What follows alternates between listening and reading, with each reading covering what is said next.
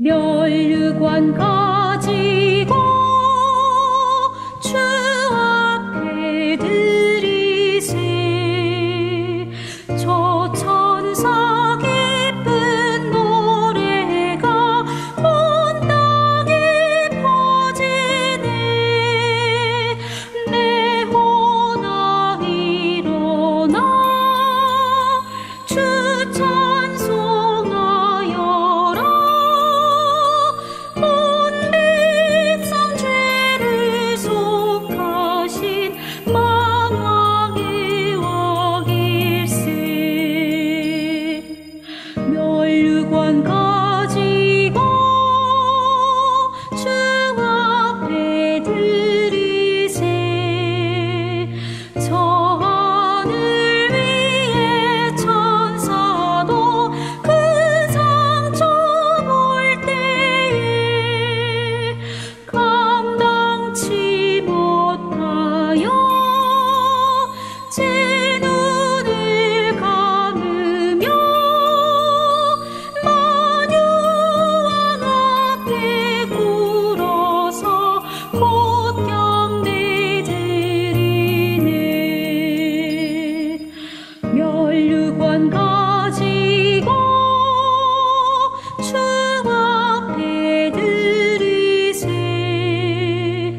온 세상 전쟁 그치고 천평화 올 때에 주 보좌 앞에서 온 백성 엎드려 그 한량없는 영광을 늘 찬송하겠네.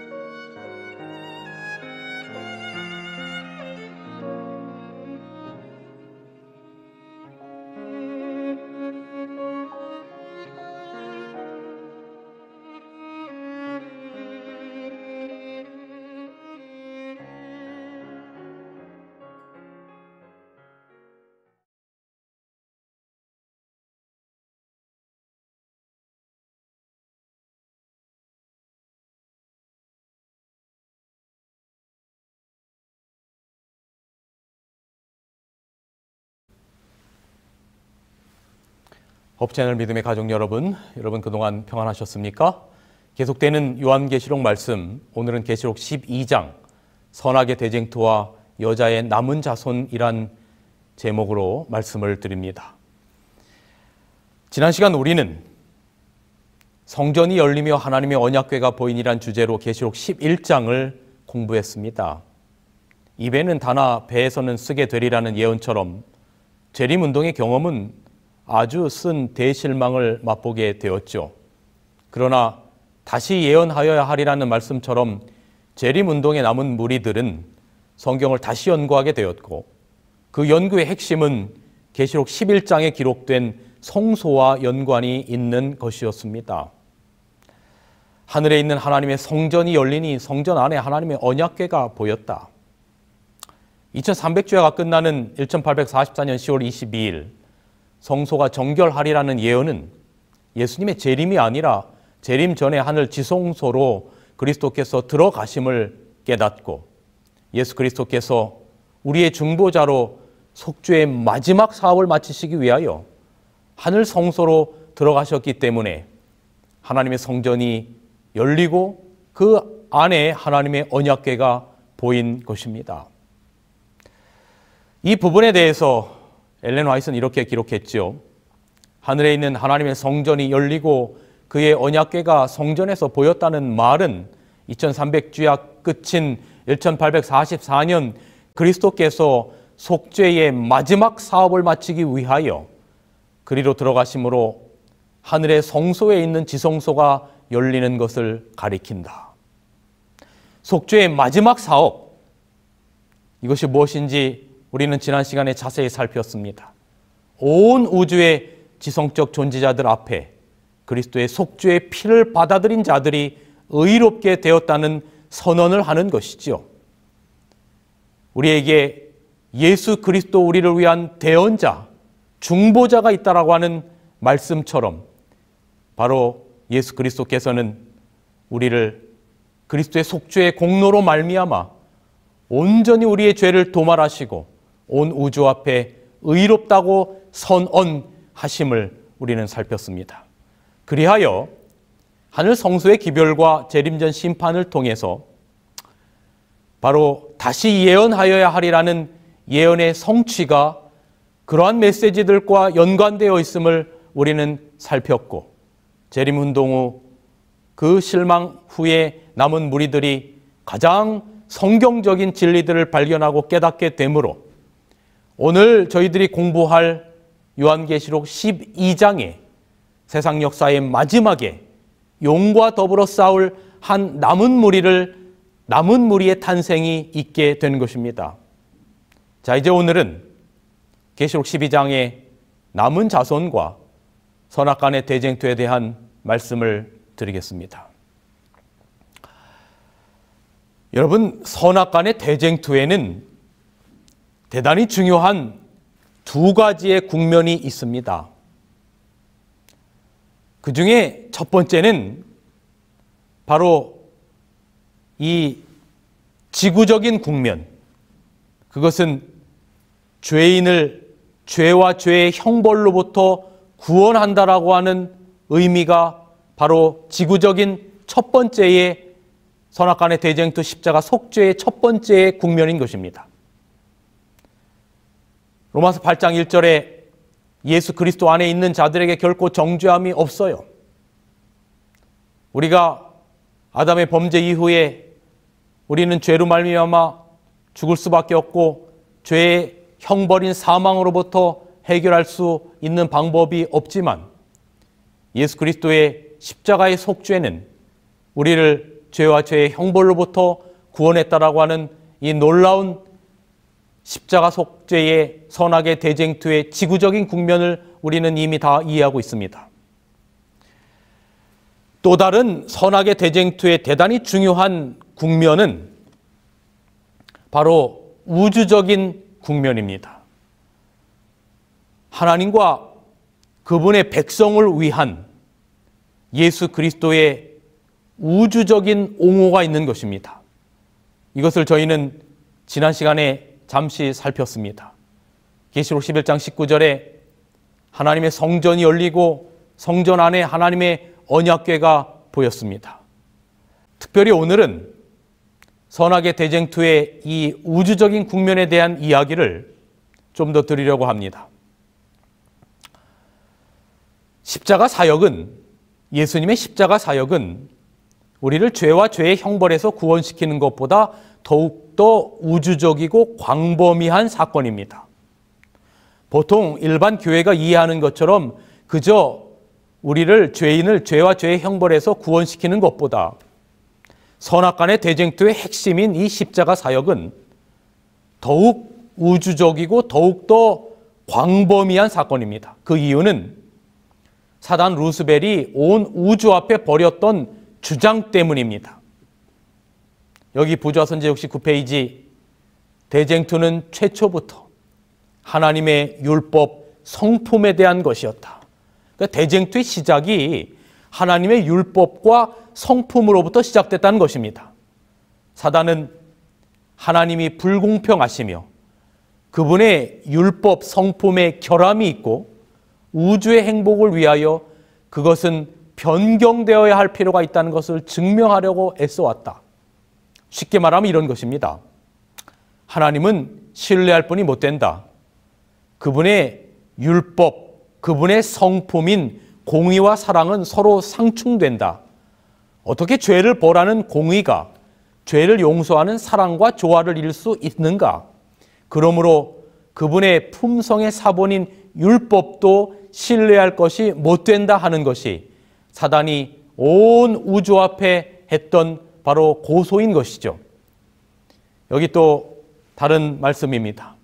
사단은 하나님의 품성을 그릇되게 나타내어 사람들에게 창조주에 대한 그릇된 관념을 가지게 하므로 하나님을 사랑하기보다는 도리어 무서워하고 미워하게 하고자 애를 썼다 기록하고 있어요.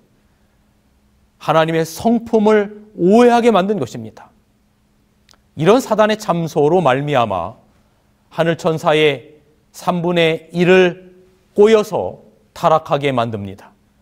오늘 계시록 12장 4절, 그 꼬리가 용으로 표상된 사탄이 하늘 별 천사들의 3분의 1을 끌어다가 땅에 던졌다. 사단의 이러한 참소로 말미암아 그 꼬임에 넘어간 하늘 천사의 3분의 1이 타락하게 되었고, 이 루스벨과 하늘 천사의 3분의 1이 바로 범죄 이후에 등장하는 이 땅에서의 사단의 역할, 악의 영의 역할을 하는 존재들인 것입니다. 이제 사랑과 공의의 하나님께서는 타락하지 않은 온 우주의 지성적 존재들에게도 이 의구심의 문제를 해결하셔야만 했습니다.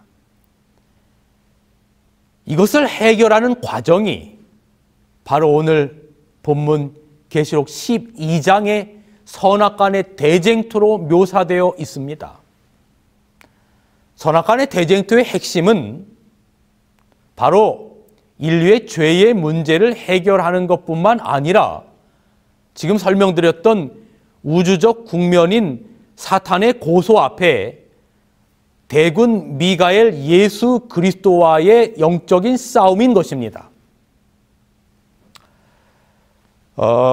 선악간의 대쟁투에 오늘 계시록 12장에는 싸움의 국면들이 등장하는데, 저희 재림교회가 전통적으로 선악간의 4차의 대쟁투의 싸움을 이야기하고 있습니다. 간략하게 보면 선악간의 1차의 대쟁투의 싸움은 바로 미가엘 예수 그리스도와 용과의 싸움입니다. 미가엘의 신 예수님과 천사장 루스벨 사이에 세상 역사가 시작되기 전에 하늘에 있었던 쟁투였습니다. 이사야 14장 13절로 14절에도 그 이야기가 기록되어 있습니다. 그래서 루스벨은 하늘 정부를 반역하고 천사 3분의 1과 함께 하늘로부터 쫓겨났습니다. 이들의 존재가 바로 악의 영, 사탄의 존재인 것이죠. 그 다음에 등장하는 선악의 2차 싸움은 아이와 용의 싸움입니다. 창세기 3장 15절의 예언처럼 예수께서 이 땅에 여자의 후손으로 오셨을 때 사단은 헤롯을 통해서 아이 예수를 죽이려고 했고, 광야의 시험과 또 종교 지도자들의 죽이려는 음모 가운데서도 이 땅의 백성들에게 하늘의 기별을 전파하시고 마침내 십자가에서 인류를 위한 구원을 이루시고 하늘로 승천하심을 묘사하는 것이 선악의 2차 싸움입니다. 그리고 선악의 3차 싸움은 바로 그 예수 그리스도의 기별을 받은 교회와 또 사단 루스벨 용과의 싸움입니다. 초대교회로부터 중세에 이르기까지 로마 황제, 로마 교황권은 헤아릴 수 없는 그리스도인들을 핍박합니다. 세때 반, 42달, 1260일은 바로 하나님의 백성들이 핍박받는 기간으로 다니엘서 7장 25절과 12장 7절, 그리고 요한계시록 11장 2절과 12장 6절과 12장 14절에 여러 차례 묘사되어 있는 바로 1260년의 기간 동안 중세 황제와 교황 로마 아래서 그리스도인들의 핍박기로 이해하면 되겠습니다. 마지막에 등장하는 선악의 4차 싸움은 여자의 남은 자손과 사단 영과의 싸움인데, 예수님께서 재림하시기 직전 세상 역사의 마지막에 하나님의 계명을 지키며 예수의 증거를 가진 여자의 남은 자손과 사단 사이의 쟁투를 묘사하고 있습니다. 이들은 주님께서 오시기 전에 하나님의 계명에 충실한 백성들입니다. 예언의 증거는 계시록 19장 10절에 힌트를 주고 있는데, 대언의 영, the spirit of prophecy, 성령과 관계가 있습니다. 즉 성령의 역사로 그의 종 선지자를 통하여 마지막 시대에 주어지는 기별을 의미하는 것이죠. 그래서 하나님의 계명과 이 성령의 역사로 말미암아 주어지는 기별을 가진 세상 역사의 마지막에 나타날 여자의 남은 자손과의 사탄과의 싸움, 이것이 선악의 대쟁투의 국면의 마지막 단계인 것입니다. 간략하게 살펴본 이 선악 간의 싸움의 대쟁투의 역사 가운데에 그 중앙에 들어있는 핵심은 바로 예수 그리스도의 십자가에 있습니다. 그 십자가에서 온 우주의 거민들은 사단의 주장이 얼마나 거짓된 것인가를 깨닫게 됩니다. 죄를 지은 인간은 죽어야 한다라고 하는 공의와 인간을 사랑하시는 바로 사랑이 십자가에서 만난 것입니다. 여기 엘렌 화이트는 이렇게 기록하고 있습니다.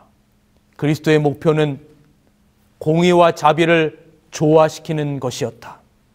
그는 하늘과 땅 사이에 십자가를 심으시고 그것을 두 길 곧 사랑과 공의를 끌어당겨 서로 만나게 하는 물건이 되게 하셨으며, 그 깊은 수렁을 건너서 사랑과 공의를 하나로 묶어 놓았다. 제가 참 좋아하는 영감의 말씀입니다. 십자가로 말미암아 사랑과 공의를 묶어 놓았다. 사단의 고소에 대한 답이 되는 것입니다. 여러분, 죄가 만든 근본적인 상태는 분리입니다. 하나님과 우리 사이를 내었고 하나님의 아들과 하늘을 분리시켰습니다. 영원한 생명으로부터 생명으로부터 죽음으로 분리시켰습니다. 이 문제를 한 곳에 다시 만나게 하고 해결한 사건이 바로 십자가 사건입니다. 그 분리로부터 연합을 만들어 내었습니다. 이걸 우리는 속죄라고 말합니다. 이 속죄라고 하는 말의 이 영어 단어가 아톤먼트라는 말인데, 여기 아톤먼트라고 하는 이 속죄의 말을 이렇게 분리를 해보면 앞에 아톤 할 때 at는 우리가 at 하는 위치를 나타내는 그런 의미죠. 그래서 우리가 뭐 예를 들어서 at school 뭐 이렇게 하듯이, 그 다음에 아톤먼트의 at는 위치를 나타내고, 그 다음에 on은 원 하나입니다. 그 다음에 멘트는 상태를 나타내는 명사형 어미예요. 즉 다시 말하면 속죄 아톤먼트의 뜻이 뭐냐면 한 장소에 있는 상태, 하나가 된 상태, 이것을 속죄라고 말하는 것입니다. 이 모든 것이 오직 그리스도의 십자가로 말미암아 가능케 됩니다. 그래서 그분의 십자가의 대속적 희생은 하늘과 땅, 인간과 하나님, 하나님의 공의와 사랑을 한 곳에서 만나게 한 것입니다. 온 우주를 통일시킬 수 있는 유일한 토대요 기초가 된 것이 바로 선악간의 대쟁투의 핵심인 십자가 사건인 것입니다. 바울도 그 사실을 골로새서 1장 20절에 이렇게 설명합니다. 그의 십자가의 피로 화평을 이루사. 십자가의 피로 뭐를 이뤘어요? 화평을 이뤘어요. 이게 바로 아턴먼트 속죄입니다. 한 곳에 있게 만든 겁니다. 여러분, 사람끼리 감정이 나쁘면 결단코 한 곳에 있을 수 없어요. 분리가 되는 겁니다. 마음이 하나가 돼야 한 곳에서 화평이 되는 거예요. 그래서 십자가로 말미암아 죄인과 하나님을 한 곳으로 묶어놓고 하나님의 사랑과 공의를 한 곳으로 묶어놓은 것입니다. 화평을 이루사 만물 곧 땅에 있는 것들이나 하늘에 있는 것들을 그로 말미암아 자기와 화목게 되기를 기뻐하셨다. 이런 십자가, 바로 이것이 속죄의 우주적이고 광범위한 개념인 것입니다. 이 선악간의 대쟁투에서 사단은 십자가로 말미암아 그가 온 우주의 태초부터 고소했던 하나님의 성품과 율법의 문제가 거짓이었다라고 하는 것이 온 우주 앞에 드러남으로 말미암아 사단은 더 이상 우주 거민에게 나아갈 수 없도록 바리케이트가 쳐집니다. 그리고 우주에서 쫓겨납니다.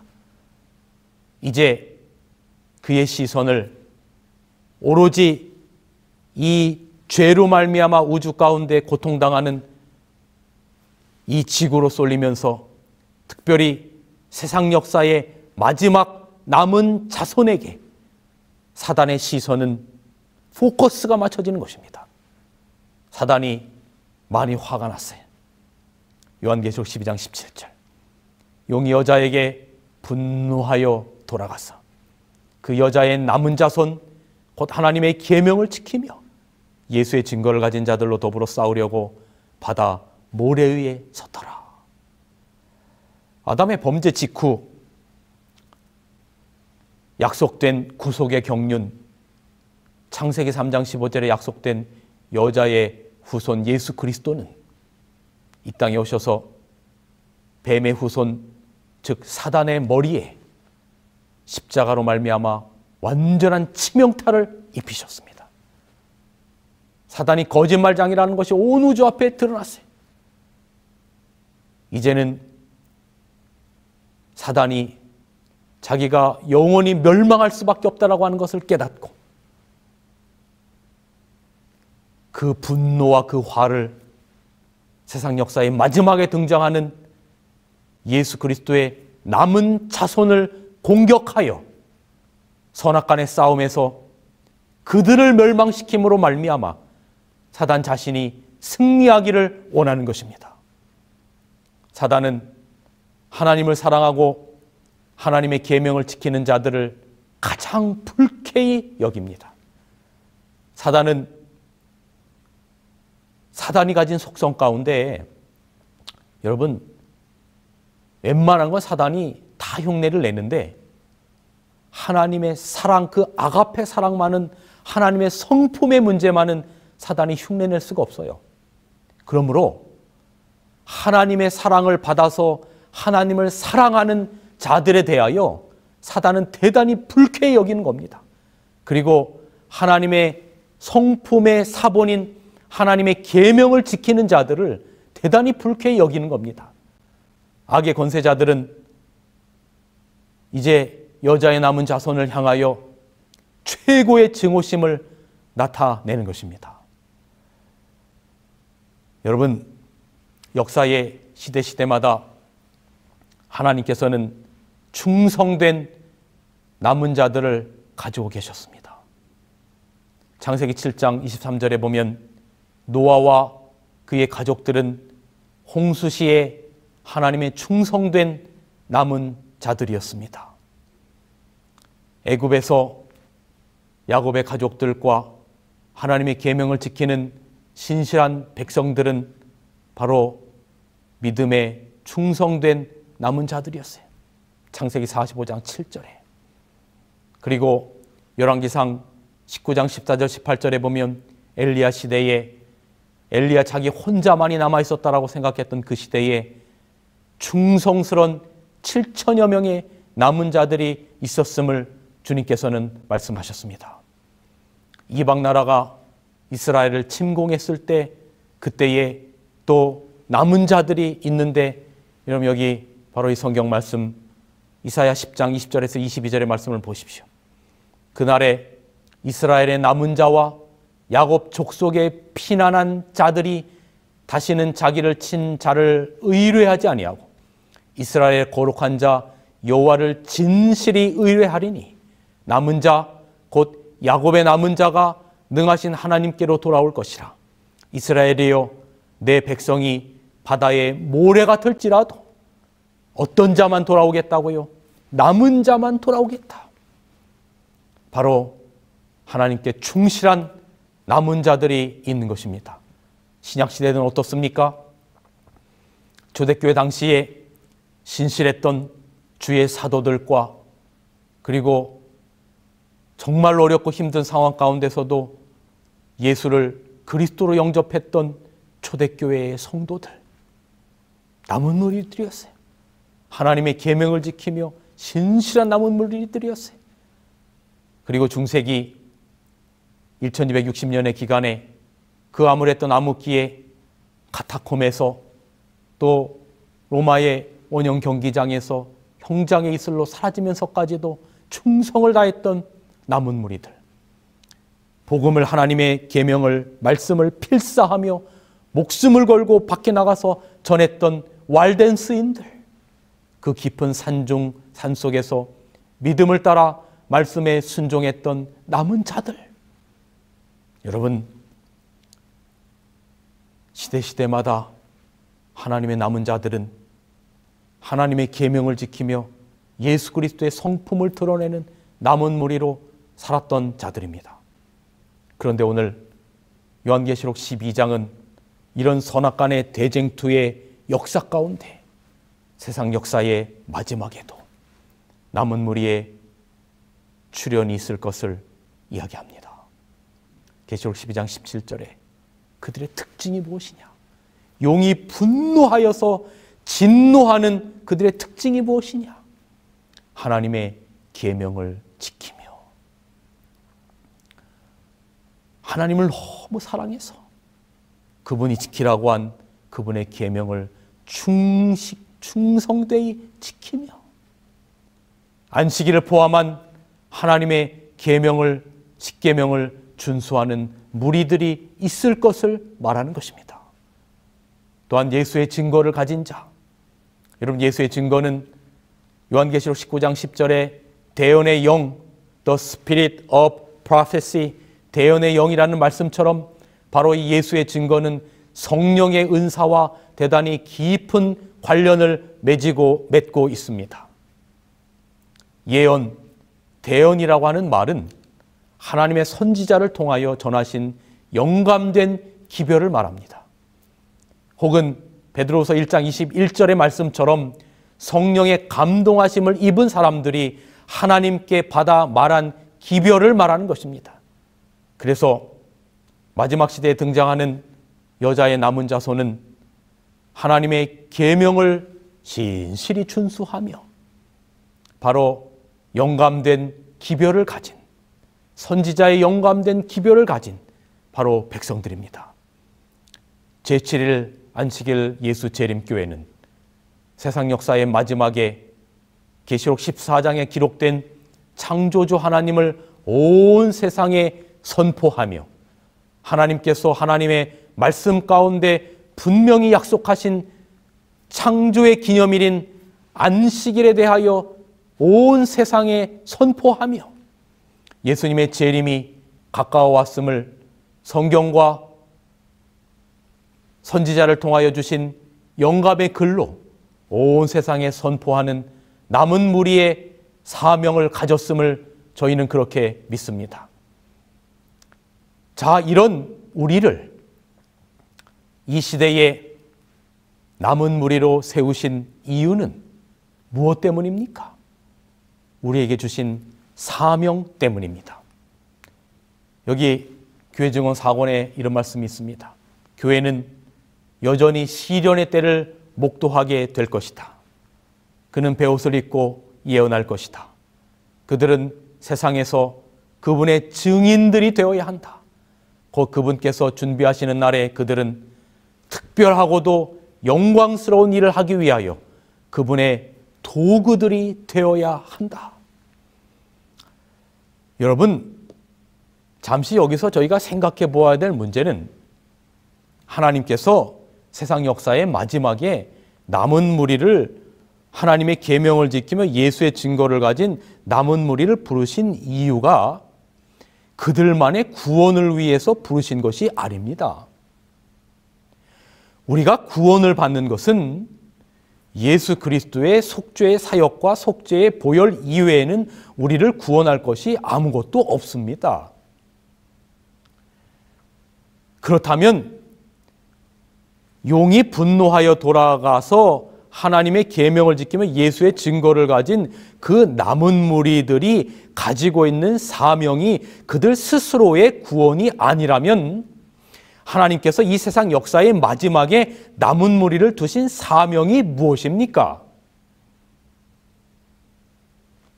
이 말씀 가운데 그 답이 있습니다. 신랑의 오심을 기다리는 자들은 백성들에게 너희 하나님을 보라고 외쳐야 한다. 세상에 비칠 마지막 자비의 빛, 곧 세상에 전파되어야 할 마지막 긍휼의 기별은, 남은 무리들이 전해야 될 그 기별은 하나님의 계명과 예수의 증거를 가진 여러분과 제가 전해야 될 마지막 긍휼의 기별은 하나님의 사랑의 품성을 드러내는 것이다. 하나님의 자녀들은 하나님의 영광을 드러내야 한다. 그들은 저희의 생애와 품성을 통하여 저희를 위하여 행하신 하나님의 은혜를 나타내야 한다. 의의 태양 광선이 선행될 곧 진실한 말과 거룩한 행실을 통하여 비치게 되어 있다. 여러분, 세상 역사의 마지막에 남은 무리를 세우신 이유는 바로 사명입니다. 사명입니다. 남은 자손은 그들만의 구원을 위해서 선택받은 무리가 아닙니다. 지금도 구원받아야 될 수많은 사람들이 예수 그리스도의 이름을 부르지만 제대로 진리를 깨닫지 못하고 하나님의 성품을 깨닫지 못하는 수많은 무리들이 지금도 세상 곳곳에는 있습니다. 그들을 위하여 그리스도의 성품을 전하기 위해서 우리는 사명을 위해서 선택받은 무리들입니다. 그 사명이 무엇입니까? 하나님의 성품을 세상에 드러내는 것입니다. 그분이 우리의 창조주이심을 새 천사의 기별의 첫째 천사의 기별처럼 드러내는 것입니다. 안식일을 통하여 우리에게 어떠한 사랑을 베푸셨는지를 드러내는 것입니다. 거룩한 안식일을 우리가 준수함으로 세상의 창조주 하나님이 우리를 목숨처럼 사랑하시는 창조주 하나님이 계시다는 걸 드러내는 것입니다. 지옥불이 있는 것이 아니라 예수께서 이 땅에 오시기 직전에 우리는 그리스도 안에서 잠들다가 흙으로 돌아가 있다가 영원한 생명으로 부활할 것을 드러내는 것입니다. 여러분, 우리가 가진 교리는 그 교리 자체로 끝나는 것이 아니라 그 교리를 통하여 예수 그리스도의 성품이 얼만큼 기가 막히게 들어있는지를 우리가 깨닫고 전해야 되는 것입니다. 안식일 계명은 율법주의적으로 지키는 것이 안식일 계명이 아니라 그 안식일 계명을 통하여 우리를 얼마나 창조로서 사랑하시는지를, 창조주로서 우리를 기뻐하시는지를 전하는 바로 그것 속에서 안식일의 핵심 기별이 있다고 생각합니다. 그분이 우리의 창조주 하나님이 되시고 그분이 우리의 구속주 하나님이 되시고 지금도 어떠한 사랑으로 우리가 돌아오기를 기다리시는지를 세상에 드러내는 사명, 그 사명을 가진 백성들이 여러분과 저인 것입니다. 우리가 거룩한 안식일에 구별된 옷을 입고 주님의 전을 기쁜 마음으로 찾으면서 이웃들에게 안식일의 기쁨을 설명하고 예수 그리스도를 만난 기쁨을 설명하고, 이것이 오늘 우리들의 안식일을 지키는 대단히 중요한 의미가 되겠죠. 우리는 여러분 결론을 압니다. 예수님은 십자가에서 승리하셨고 부활 승천하셨고 마침내 그분을 따르는 진실한 백성들은 하늘 유리바닷가에 설 것이라고 하는 그 사실을 우리는 압니다. 여기 영감의 글에는 이렇게 기록되어 있어요. 사단의 집요한 반대에도 불구하고 구속의 경륜은 착착 진행되어 있었다. 인간을 아주 가치 있는 존재로 여김을 받았으니 이는 그리스도께서 인간을 위하여 그분의 생명을 희생시켰기 때문이다. 사랑하는 호프채널 믿음의 가족 여러분, 잊지 맙시다. 현재 우리가 살아가는 이 지상교회는 완전히 끝나지 않는 영적 전쟁터와 같은 곳입니다. 그래서 성도들은 전역하지 못하여 고향으로 돌아가지 못한 군인들입니다. 오늘날 우리의 모습이 이미 전역하여 고향으로 돌아온 전역한 군인 같은 모습이라면 우리 스스로를 되돌아보아야 할 것입니다. 아무런 긴장감 없이 불순종한 아간의 범죄 같은 탐심과 교만으로 세상 사람들과 다를 바 없이 매일매일을 채워가며 살아간다면 이는 전쟁터에 남아있는 군인의 모습은 아닐 것입니다.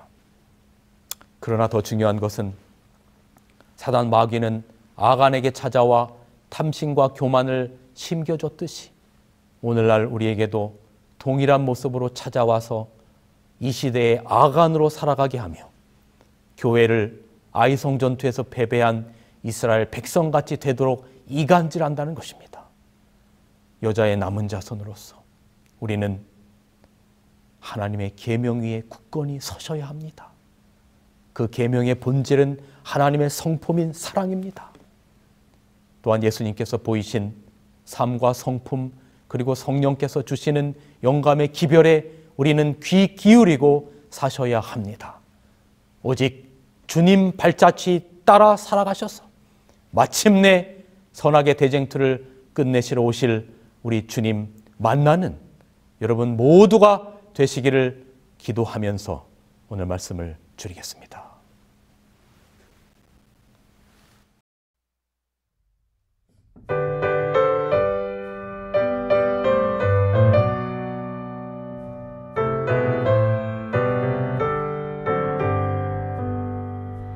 영광의 그날이 오면 차례로 밝으리 새 천사 공주의 힘차게 날아가리 그날부터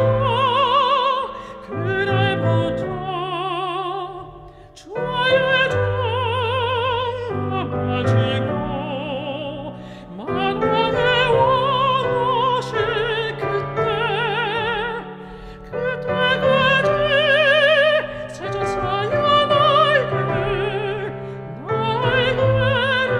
펼쳐라 새 천사여 날개를 펼쳐라 이 하늘에서 저 하늘로 새 천사여 날개를 펼쳐라 기별 속에 정하라 영광의 그날이 오면 온 세상도 빛나리 영원한 복음이 담대히 외쳐지는 그날부터 주의 심판 끝나고 만주의 주 오실 그때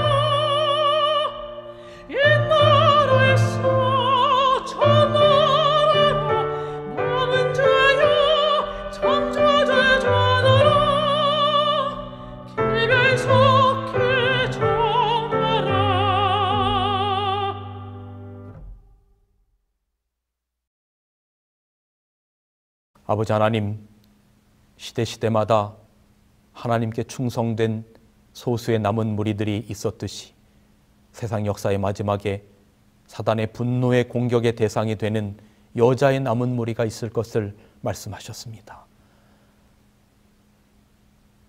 하나님의 계명을 신실하게 지키며 주님께서 우리에게 주신 그 기별들에 감동하며 단순히 우리만 가지고 있을 것이 아니라 우리에게 주신 사명을 따라서 온 세상에 그리스도의 성품을 드러낼 수 있는 우리 모두가 될 수 있도록 축복하여 주셔서 우리 주님 영광 가운데 이 땅에 오실 때 잘하였도다 착하고 충성된 종아라고 하는 음성을 들을 수 있는 우리 모두가 되게 하여 주옵소서. 그리스도신 예수님의 이름으로 간절히 기도하옵나이다. 아멘.